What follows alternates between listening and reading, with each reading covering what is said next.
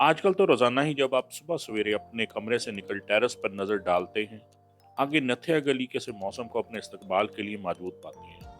और फिर आपको याद आता है कि ऐसे ही किसी सुहाने दिन के लिए आपने कुछ दिन पहले दरियाई खग्गों की खरीदारी कर इन्हें मसाला लगा फ्रिज रख छोड़ा था।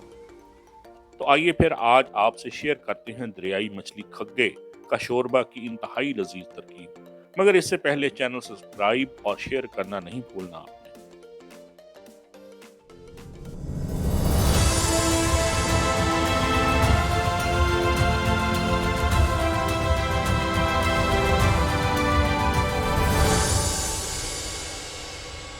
ले बेगम साहब बताइए कि ये आपने आज खग्गों का जो शोरबा पकाना है उसके लिए सबसे पहले स्टेप में ये तो आप सिरों का कुछ कर रही हैं, इसका क्या करना है? जी, इसमें हम सबसे पहले जो है वो हमारे पास ये सिरे एक्स्ट्रा बचे हुए थे रहू जब हमने ख़रीदी थी, तो हम उन सिरों को ज़ाया करने की बजाय हम इसकी यखनी निकाल लेंगे। और यहाँ मैंने कुकर में पानी उबलना रख दिया हुआ है और हमने ये सिरे जो मैंने कोई भी मसाला लगाए बगैर रखे हुए थे और ऐसे ही उनको फ्रीज़ कर दिया था, ये सिरे पानी में डालकर उबलने के लिए रखती हैं। जब इनको एटलीस्ट 15 से 20 मिनट की स्टीम लग जाएगी तो हम इन सिरों का पानी यानी जो यखनी होगी वो हम अपने शोरबे में इस्तेमाल करेंगे। तो अभी फ़िलहाल हम इसकी यखनी बनने के लिए रखते हैं और फिर मछली बनाने की तरफ आएंगे। ये कितनी देर में जो है इसकी यखनी निकल आएगी? अगर जब अब इसको स्टीम लगनी शुरू होगी उसके बाद कितनी देर बाद? कम से कम 15 से 20 मिनट लगेगी स्टीम, जिससे इसका यखनी का पूरा रस जो हड्डियों का होता है। हम मछली का शोरबा बनाने के लिए सबसे बेहतरीन मछली जो खग्गा है, हमने उसका तकरीबन 1.5 पीस लिया है। ये एक पूरा और तकरीबन उस दूसरी मछली का एक हाफ हिस्सा है और इसका वज़न जो है वो तकरीबन 1 किलो 600 ग्राम है मीट।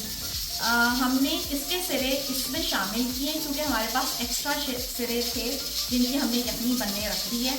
अगर आपके पास एक्स्ट्रा सिरे ना हो तो आप इन्हीं खग्गों का जो सिरे वाला हिस्सा है वो लेकर उसकी यखनी बना सकते हैं और जो गोश्त वाला हिस्सा है उसको हम सालन में एज इट इज़ यूज़ कर लेंगे, जो इस तरह के पीसेस होते हैं। इसकी मैरिनेशन सिंपल नमक और सुरख मिर्च से की गई है। आप जिस दिन मछली लेकर आएँ उसको नमक और सिरके वाले पानी से धो लें। ड्राई होने के बाद उस पर आपने सिंपल नमक और सुरख मिर्च लगाना है। इसके बाद जो बाकी के मसाले हैं उनमें सुरख मिर्च, हल्दी, नमक, थोड़ा सा सूखा धनिया पाउडर और बेसिक सब्ज़ी हमारी जो प्याज 2 बड़े, 2 टमाटर मीडियम साइज़ के, लहसुन अदरक मेरे पास चॉप किया हुआ होता है बारीक। अदरक का तकरीबन ये है 1.5 टेबलस्पून जितना और लहसुन वो भी तकरीबन 1 बड़ा टेबलस्पून ही या 1.25 टेबलस्पून तक है। सबसे पहले हम अपनी डेगची में पॉट में जिसमें आप खाना बनाने लगे हैं वो हम ऑयल डालेंगे। ये ऑयल इतना होना चाहिए कि हमारे मछली के पीसेस इसमें इजीली फ्राई हो सकें। तकरीबन 2 कप बड़े। चूल्हा जलाएंगे और ऑयल को गर्म होने देंगे। हमारा मुनासिब हीटअप हो जाए तो इसमें हम अपने मछली के पीसेस फ्राई करेंगे।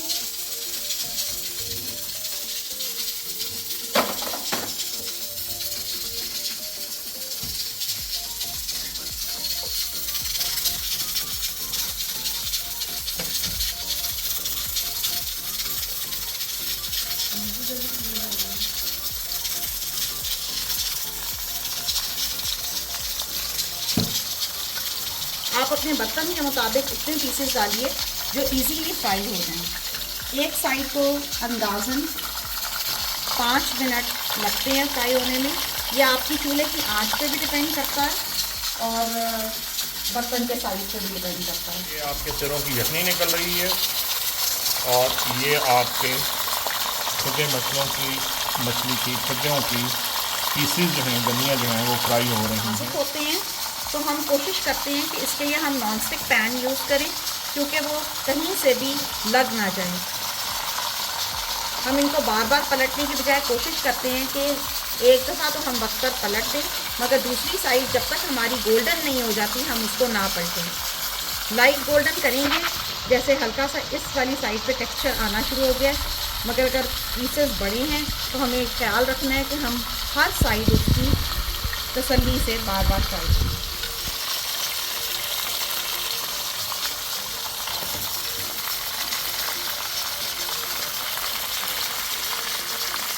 में हमारा तकरीबन 20 से 25 मिनट हो गए हैं। स्टीम हमारी यखनी को लग चुकी है। अब हम इसके ऊपर ठंडा पानी डालकर अपनी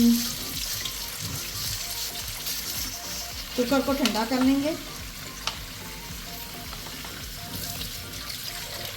ताकि हम अपनी यखनी जो है उसको स्टेन कर सकें।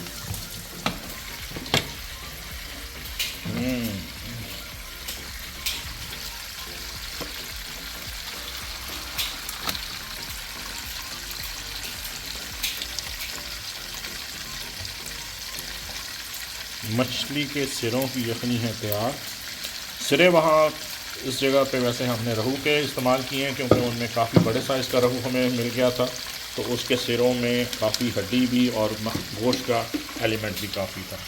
तो जनाब मछली हो गई अलहदा, और ये देखिए मछली के सिरों का पूरा फैट आपको यखनी के ऊपर तैरता नज़र आ रहा है। ये इसमें किस कदर फैट कंटेंट है, यही आपके शोरबे में लज्जत पैदा करता है। कलर जो है वो रिक्वायर्ड आप देख सकते हैं। मछली पूरे तरीके से फ्राई हो चुकी है।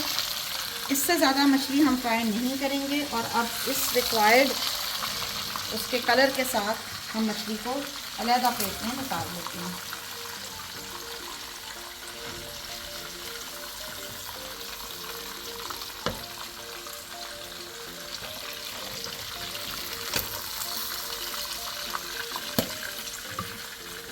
एक चीज़ का और ध्यान रखिए, मछली की जो स्किन है वो फ्राई होते हुए उसमें से काफ़ी खींचे होते हैं। अपने हाथ बचाकर, क्योंकि इसकी स्किन जो है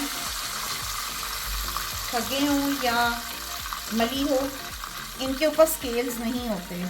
और स्केल्स के बगैर वाली जो मछली होती है उसके काफ़ी ज़्यादा पानी वो छोड़ती है और वो आपके हाथ को लग सकती है। दोबारा साफ़शुदा देगची में हम अपना वही वाला ऑयल डालेंगे जो हमने स्टेन किया था, और उसके साथ ही जो दो प्याज हमने बनाए हुए थे वो डालेंगे। उनको लाइट ब्राउन होने तक फ्राई करेंगे।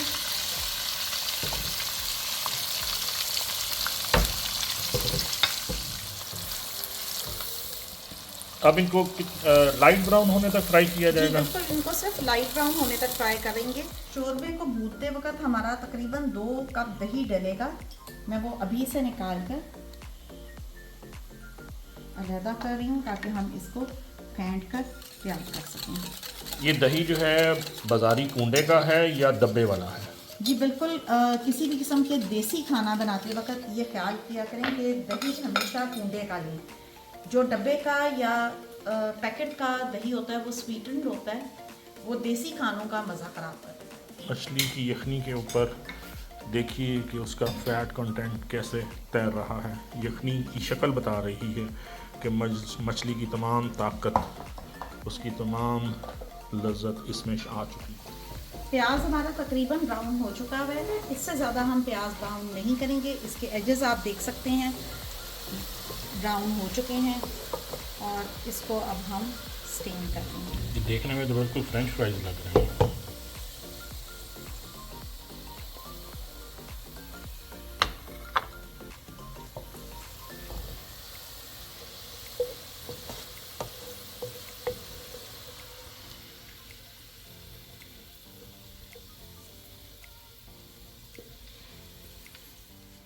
प्याज, अदरक और लहसुन को ब्लेंडर में डालकर थोड़े से पानी के साथ ब्लेंड कर लीजिए। तकरीबन ये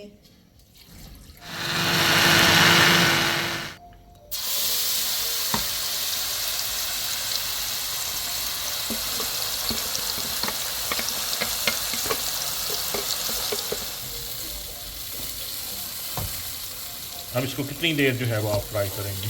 तकरीबन 4 से 5 मिनट इसको फ्राई करने के बाद इसमें हम टमाटर का पेस्ट डालेंगे। जितनी देर में ये फ्राई हो रहा है हम टमाटर का पेस्ट बना देते हैं।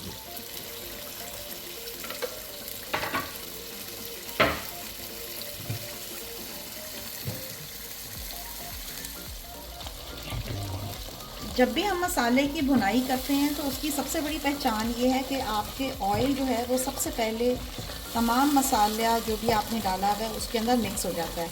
जब हमने इसके अंदर पेस्ट डाला था तो ऑयल आपको ऊपर काफ़ी ज़्यादा नज़र आ रहा था। आहिस्ता आहिस्ता वो इसमें जज्ब हो रहा है। जज्ब होने के बाद जब हम इसको मज़ीद फ्राई करेंगे और ये तब जब घी छोड़ेगा तो इसका मतलब है कि आपकी भुनाई हो रही है।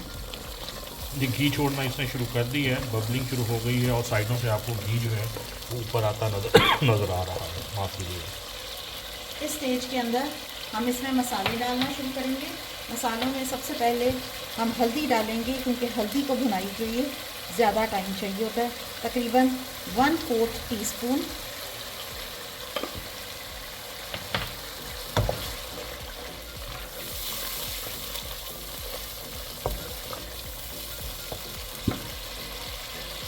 मछली में चूँकि नमक लगा होता है इसलिए हम इसके अंदर सिर्फ जस्ट 1 टीस्पून जो तकरीबन आपको हीट लग रहा होगा वो डालेंगे।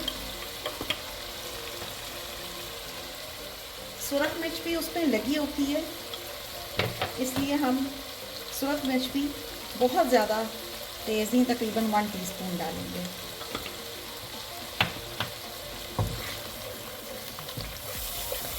मसाले डालते ही आपके ग्रेवी का कलर चेंज हो जाएगा।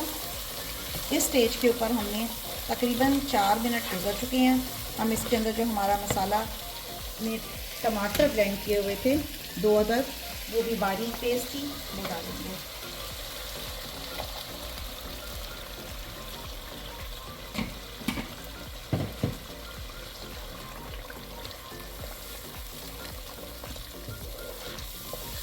अगेन आप देख रहे होंगे कि घी आहिस्ता आहिस्ता उसके अंदर जज्ब हो रहा है।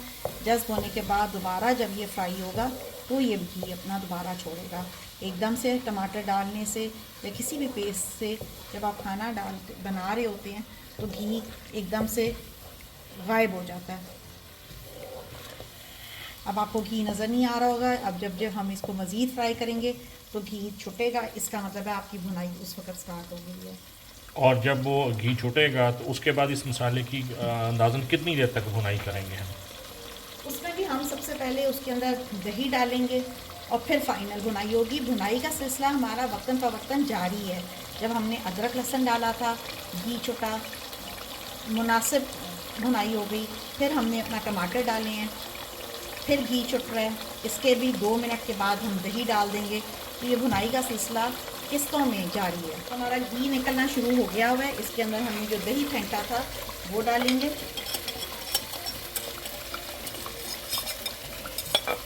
ये 200 ग्राम के लगभग जो है फेंटा हुआ कूंडे का दही, थोड़ी खटास लिए अब ये जा रहा है। अब इसकी ग्रेवी में एक दफ़ा फिर इस सालन से जो है वो घी गायब हो जाएगा, एब्जॉर्ब कर लेगा दही उसमें घी को। लेकिन जैसे ही उसको मज़ीद इधर पहुँचेगी तो आहिस्ता आहिस्ता घी छुटना शुरू होगा, ऑयल ऊपर आएगा और इसकी मज़ीद भुनाई। हमारे 2 बकिया मसाले हैं। सूखा धनिया पाउडर तकरीबन 1/2 टीस्पून और थोड़ा सा ज़ीरा पाउडर भी हम डालेंगे, ये हमारे फ्लेवर्स को इन्हांस करेगा। तकरीबन ये भी 1/2 टीस्पून है। ऊपर पूरी तौर भून चुका है, बबल्स हैं, घी ऊपर है और अब जा रहे हैं इसमें मछली के फ्राइड सेमी फ्राइड पीसेस। और ये आपने चम्मच से नहीं, कोशिश कीजिए अगर चम्मच हाथ से नहीं रख सकते तो चम्मच से भी बड़े एहतियात से टूटने ना पाए। आँच थोड़ी सी मुनासिब रखिए, क्योंकि इसके बाद हमने इसके अंदर चम्मच नहीं चलाना।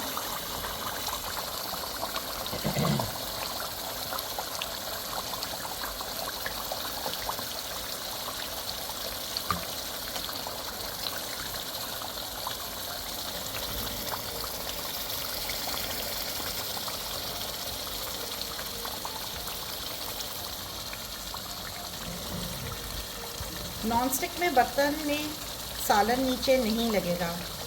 अगर आप नॉनस्टिक में नहीं बना रहे या इवन नॉनस्टिक में भी बना रहे हैं तो आप चम्मच यूज़ करने की बजाय उसको हैंडल से इस तरह हल्का हल्का हिलाते रहिए।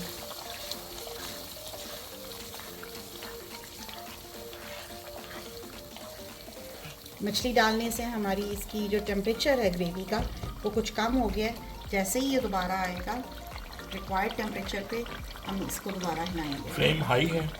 फ्लेम मैंने उस वक्त थोड़ा सा लो किया था, अब हम दोबारा इसको हाई कर देंगे। ये तकरीबन मीडियम टू हाई है, ज़्यादा हाई पर नहीं है, ताकि मसाला नीचे से ना लगे। और ये फिर कितनी मछली डालने के बाद कितनी देर तक अंदाज़न जो है ये मछली जो है इसमें किसी मसाले में पकेगी या भुनेगी?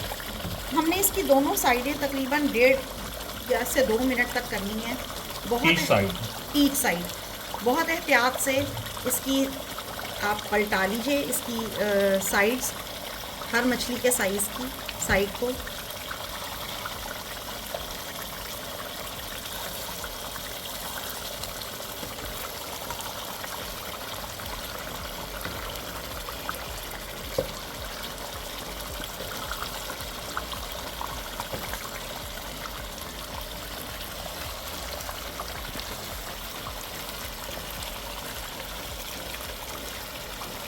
नॉन स्टिक में कभी भी आपका सालन इतनी ड्यूरेशन में नहीं लगेगा।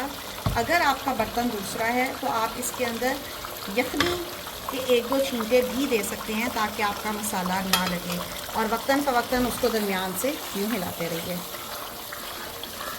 बस आपकी फरमाइश पर इसको इस वक्त शामिल करेंगे, ताकि उसका जो धनिया का अरोमा है वो हमारी ग्रेवी में शामिल है। 3, 2, 1। बहुत एहतियात से चम्मच चलाते हुए हमारी भुनाई कंप्लीट हो गई है। इस स्टेज के ऊपर हम जो यखनी निकाली हुई थी सिरों की वो शामिल करेंगे।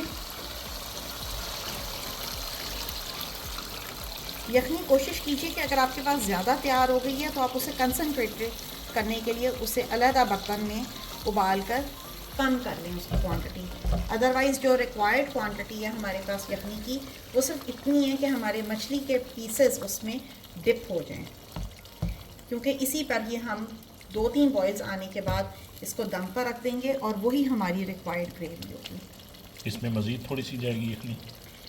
यखनी सिर्फ इतनी ही जाएगी जिसमें हमारे मछली के पीसेस डिप हो जाएं। ठीक हो गया। तो अब हमने इसको पहले 1-2 बॉयल दिलवाएंगे। इसको हम तेज़ आंच पे बॉयल दिलवाएंगे, और फिर जब हमारे बॉयल्स आने शुरू हो जाएंगे उसके तकरीबन 2 मिनट के बाद हम इसको दम पे रख देंगे।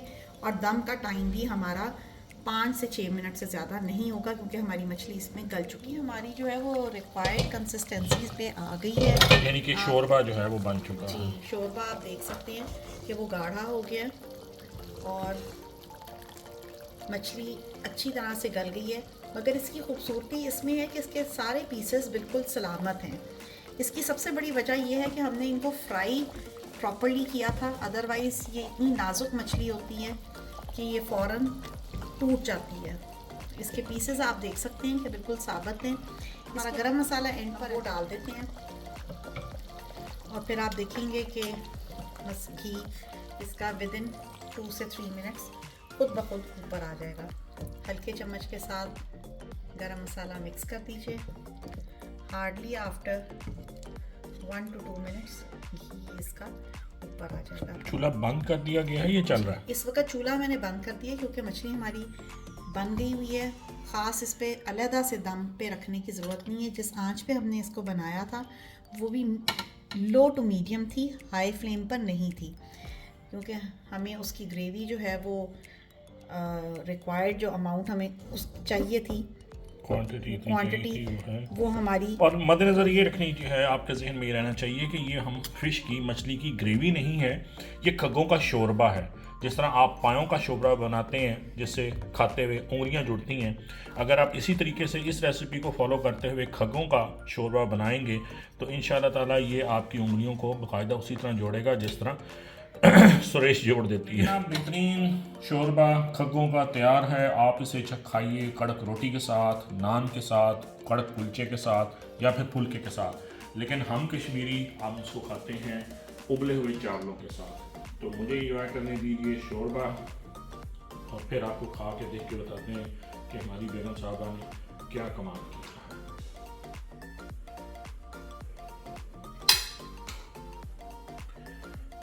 तो भाई असल खाने की लज़्ज़त जो है वो चम्मच में नहीं है, वो है हाथ से।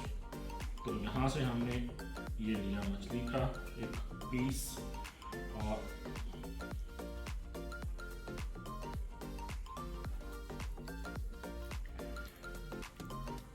ये बना लुकमा शोरबे में भीगे हुए चावल। बिस्मिल्लाहिर्रहमानिर्रहीम।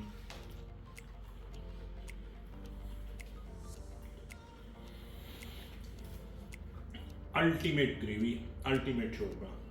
इस तरीके से इस साइज़ का खगा लीजिए, इस रेसिपी को फॉलो कीजिए और मैं आपको ज़मानत देता हूँ कि आप पायों के शोरबे को भूल जाएंगे, इस कदर लजीज। सुभान अल्लाह।